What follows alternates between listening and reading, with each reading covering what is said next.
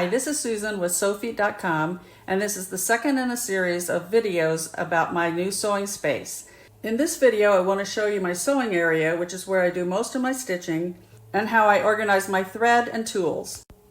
So here's my brother-in-law helping me out again. He helped me with my table upcycling, and now he's putting together a pegboard that will go on the wall above my sewing machine. And here it is with my sewing machine, and this is where I do most of my stitching.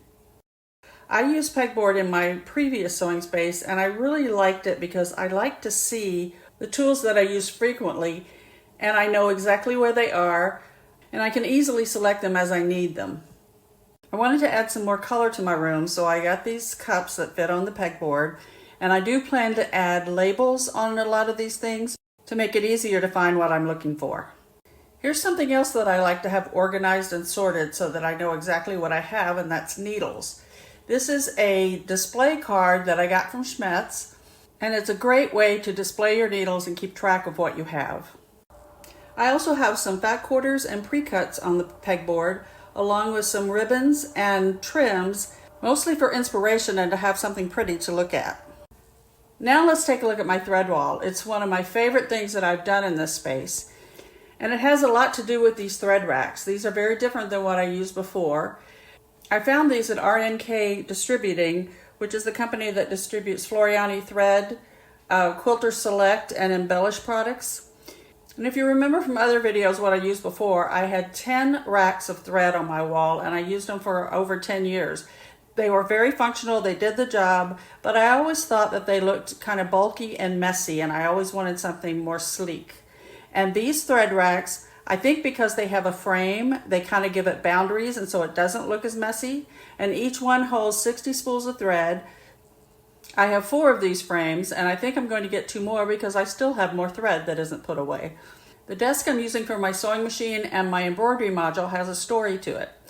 Before we moved into our house, we moved to this area and rented an apartment for several months because our house was not ready. And we made sure that we rented an apartment with a spare bedroom so that I would have a place to sew. But when we got there, there was no desk, no flat surface that I could use for my sewing machine. So I had to decide what to do.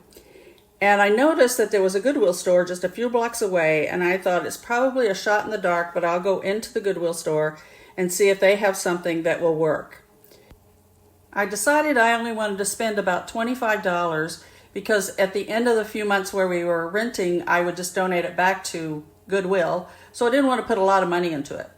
So I went into the Goodwill store, and within 3 minutes I had found this commercial desk, and I decided it will work. It's a little worn around the edges, but it is very sturdy and very functional. It's the first surface I've ever used for embroidery that did not vibrate as I stitch.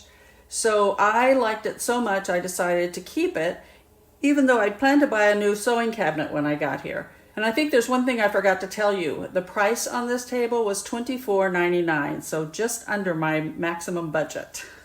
It was definitely money well spent.